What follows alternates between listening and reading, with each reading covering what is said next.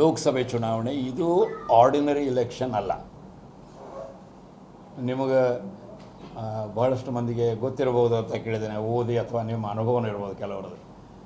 1975ರಲ್ಲಿ ತುರ್ತು ಪರಿಸ್ಥಿತಿ, declared emergency ಅಂತ ನಾವೇನು ಇವತ್ತು ಅಂತೀವಿ, ಅನ್ಡಿಕ್ಲೇರ್ಡ್ ಎಮರ್ಜೆನ್ಸಿ ಏನು ಇವತ್ತು ನಮ್ಮ ದೇಶದಲ್ಲಿದೆ.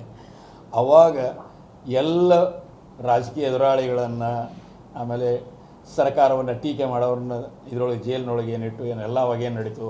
ನಿಮ್ಮ ಮಾಧ್ಯಮದವರು ಸಮಗ್ರ ಸ್ವಾತಂತ್ರ್ಯವನ್ನು ಹರಣ ಮಾಡಿದ್ದು. ಇನ್ನೂ ಗೊತ್ತಿದೆ, ಒಂದು ಪೇಪರು ಬ್ಲ್ಯಾಂಕ್ ಏನಂತಾರೆ ಅದಕ್ಕೆ, ಕಪ್ಪು ಸಂಪಾದಕೀಯ ಮಾಡಿ ಪ್ರೊಟೆಸ್ಟ್ ಮಾಡಿದ್ದು. ಆಮೇಲೆ ನ್ಯಾಯಾಂಗ ಏನು ಸ್ವತಂತ್ರ ಇರಬೇಕು, ಇದು ಮಾಡಬೇಕಂತಿತ್ತು, ಅದನ್ನು ಯಾವ ರೀತಿ ಮಾಡಿದ್ರು ನಿಮಗೆಲ್ಲ ಗೊತ್ತು. ಆ ಪುನಃಸ್ಥಾಪನೆ ಮಾಡಲಿಕ್ಕೆ ಮಾರ್ಚ್ 77 ಲೋಕಸಭಾ ಇಲೆಕ್ಷನ್ ಹೆಂಗೆ ಒಂದು ಆರ್ಡಿನರಿ ಇಲೆಕ್ಷನ್ ಇರಲಿಲ್ಲ, ಈಗ 2024 ಲೋಕಸಭೆ ಇಲೆಕ್ಷನ್ನು ಆರ್ಡಿನರಿ ಇಲ್ಲ. ಇಲ್ಲಿ ನಾವು ಈ BJP NDA ಸರ್ಕಾರಗಳೇನು ಇವತ್ತು ಕೇಂದ್ರದಲ್ಲಿದೆ, ಕೆಲವು ರಾಜ್ಯಗಳಲ್ಲಿದೆ, ಇವ್ರನ್ನ ಸಮಗ್ರವಾಗಿ ಅಷ್ಟೇ ಅಲ್ಲ ಹೀನಾಯವಾಗಿ ಈಗ ಹಂಗೆ 77 ಮಾರ್ಚ್ದೊಳಗೆ ನಾವು ಮಾಡಿದೆವು. ಹಂಗೆ ಮಾಡಿದರೆ ಮಾತ್ರ ನಮ್ಮ ಪ್ರಜಾಪ್ರಭುತ್ವಕ್ಕೆ, ನಮ್ಮ ಸಂವಿಧಾನದ ಮೌಲ್ಯಗಳಿಗೆ ಶತಮಾನಗಳಿಂದ ನಮ್ಮ ಶರಣರು, ಸಂತರು, ಸೂಫಿ ಸಂತರು ಒಂದೇನೋ ಭಾವೈಕ್ಯತೆಯನ್ನು ನಮ್ಮ ಇದರೊಳಗೆ ಕಾಪಾಡಿಕೊಂಡು ಬಂದಿದ್ದಾರೆ. ಅದನ್ನು ಉಳಿಸೋದು ಅಷ್ಟೇ ಅಲ್ಲ, ದುಡಿಯುವ ಜನರಿಗೆ ಗೌರವಿತ ಜೀವನ ಅನ್ನೋದೇನು ನಮ್ಮ ಸುದೀರ್ಘ ಸ್ವಾತಂತ್ರ್ಯ ಹೋರಾಟದ ಅತಿ ಮಹತ್ವದ ಗುರಿಯಾಗಿತ್ತು. ಅದನ್ನು ಸಾಧಿಸಲಿಕ್ಕೆ ಇದು ಬಹಳ ಮಾರಕವಾಗಿದೆ. ಅದಕ್ಕೆ ಇವರನ್ನು ಸೋಲಿಸೋದನ್ನು ಮಾಡಬೇಕು. ಆದರೆ ಇವತ್ತು ನಾವೇನು ನೋಡ್ತಾ ಇದ್ದೇವೆ ಅಂದರೆ, ಅದೇನಂತಾರೆ ಅಬ್ರಾಹಂ ಲಿಂಕನ್ ಹೇಳಿದ ಹಾಗೆ, you can fool most of the people some of the time, some of the people most of the time. ಆ ನಾಟಕ ಇನ್ನೂ ನಡೆದಿದೆ ಇವತ್ತು. ನಿಮ್ಗೆ ಗೊತ್ತಿರ್ಬೋದು, 2 ಕೋಟಿ ಒಂದು ವರ್ಷಕ್ಕೆ ನೌಕರಿಗಳನ್ನ ಹುಡುಕ್ತಿದೆ. ಇವತ್ತು ಯಾವ ರಾಜ್ಯದಲ್ಲಿ ಮುಖ್ಯಮಂತ್ರಿಯಾಗಿ ಅವರು ಇವತ್ತು ಪ್ರಧಾನಮಂತ್ರಿ ಆಗಿದ್ದಾರೆ, ಅಲ್ಲೇ ಯುವಕರು ಅತಿ ಹೆಚ್ಚು ಏನು ಮಾಡ್ತಾ ಇದ್ದಾರೆ, ಆತ್ಮಹತ್ಯೆ ಮಾಡ್ಕೊಳ್ತಾ ಇದ್ದಾರೆ. ಇವತ್ತು ನಮ್ಮ ಈ ಪೆಂಡಮಿಕ್ ಏನು ಬಂತು, ಕೊರೋನಾ, ಆವಾಗ ವಲಸೆ ಕಾರ್ಮಿಕರ ಪರಿಸ್ಥಿತಿ ಏನಾಯಿತು ಅನ್ನೋದು ನಾವೆಲ್ಲ ನೋಡಿದ್ದೇವೆ. ನೀವೆಲ್ಲರೂ ಮಾಧ್ಯಮದವರು ಟಿ ವಿಯ ಮೇಲೆ ತೋರಿಸಿದರೆ. ಸೊ ಈ ಒಂದು ಇವರು ಯಾರ ಬಗ್ಗೆನೂ ಏನೂ ಇದೆ ಸಿಳಿದರೆ ಕಳಕಳಿ ಇರಲಾರ್ದಂಥ ಸರ್ಕಾರ ಇವತ್ತೇನಿದೆ, ಅವರು ಯಾವ ರೀತಿ ಅದಕ್ಕೇನಂತಾರೆ ಸಬ್ಕೆ ಸಾಥ್ ಸಬ್ಕಾ ವಿಕಾಸ್ ಅಂತ ಏನಂತ ಹೇಳ್ತಾರೆ. ಯಾರು ಸಬ್ಕೆ ಸಾಥ್?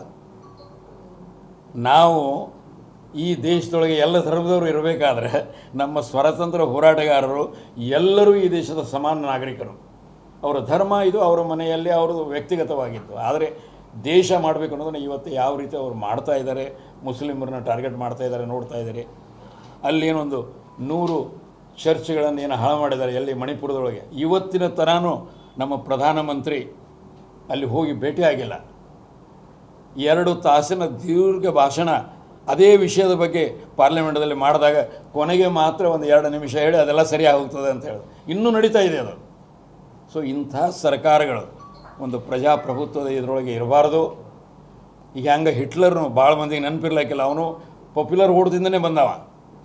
ಇವತ್ತೇನು ಯಾವ ಕಡೆಗೆ ಹೋಗ್ತಾ ಇದ್ದಾರೆ, ಮುಂದಿನ ವರ್ಷ 100 ವರ್ಷ ಆಗ್ತದೆ ಇವರ ಪೇರೆಂಟ್ ಆರ್ಗನೈಸೇಷನ್ ಯಾವುದು, RSS. ಸೊ ಅವ್ರದ್ದು ಏನೊಂದು ಹುನ್ನಾರ ಇದೆ, ಹಿಂದೂ ರಾಷ್ಟ್ರ ಇದೆಲ್ಲ. ಹಿಂದೂದ್ರ ಬಗ್ಗೆ ಗೌರವ ಇರೋದ್ರ ಬಗ್ಗೆ ಇದ್ರ ಬಗ್ಗೆ ಅದ್ರ ಬಗ್ಗೆ ನಾವು ಮಾತಾಡ್ತಾ ಇಲ್ಲ. ಪ್ರತಿಯೊಬ್ಬರಿಗೂ ಅವರವರ ಧರ್ಮದ ಬಗ್ಗೆ ಗೌರವ ಇರಬೇಕು. ನಾವು ಒಂದು ಪರಸ್ಪರನ ಗೌರವದಿಂದ, ಪ್ರೀತಿಯಿಂದ, ಸಮಾನತೆಯಿಂದ ಕಾಣಬೇಕು. ಹೊರತಾಗಿ ಯಾವ ರೀತಿ ಇವರು ಎಲ್ಲ ಕಡೆಗೂ ದೇಶದೊಳಗೆ ನಡೀತಾ ಇದೆ ಇವತ್ತು ನೋಡ್ತಾ ಇದ್ದಾರೆ, ಇದು ಬಹಳ ಮಾರಕವಾಗಿದೆ.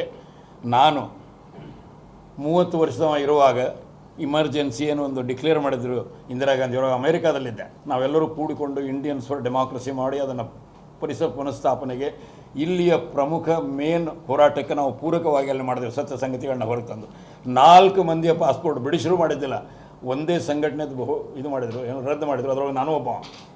ಸೊ ಯಾವ ಪ್ರಜಾಪ್ರಭುತ್ವದ ಸಂರಕ್ಷಣೆಗಾಗಿ ನಾವು ಪ್ರಯತ್ನ ಮಾಡಿದ್ದೇವೆ. ಇವತ್ತು ನನ್ನ ಜೀವನದ ಕೊನೆಯ ಪೀರಿಯಡನ್ನು ಕೂಡ ನಾನು ಅದರ ಸಲುವಾಗಿ ಡಿವೋಟ್ ಮಾಡ್ತೇನೆ. ಅನುಕ್ಷಣದ ಸುದ್ದಿಗಳಿಗಾಗಿ ವಿಸ್ತಾರ ನ್ಯೂಸ್ ಯೂಟ್ಯೂಬ್ ಚಾನೆಲ್ ಸಬ್ಸ್ಕ್ರೈಬ್ ಮಾಡಿ. ಹೊಸ ಸುದ್ದಿಗಳ ನೋಟಿಫಿಕೇಶನ್ಗಾಗಿ ಬೆಲ್ ಐಕಾನ್ ಕ್ಲಿಕ್ ಮಾಡಿ. ಲೇಟೆಸ್ಟ್ ಅಪ್ಡೇಟ್ಸ್ಗಾಗಿ www.vistaranews.com ವೆಬ್ಸೈಟ್ಗೆ ವಿಸಿಟ್ ಮಾಡಿ. ಅಂಗೈಯಲ್ಲೇ ಜಗತ್ತಿನ ಸುದ್ದಿ ತಿಳಿಯಲು ವಿಸ್ತಾರ ನ್ಯೂಸ್ ಕನ್ನಡ ಆಪ್ ಡೌನ್ಲೋಡ್ ಮಾಡಿ.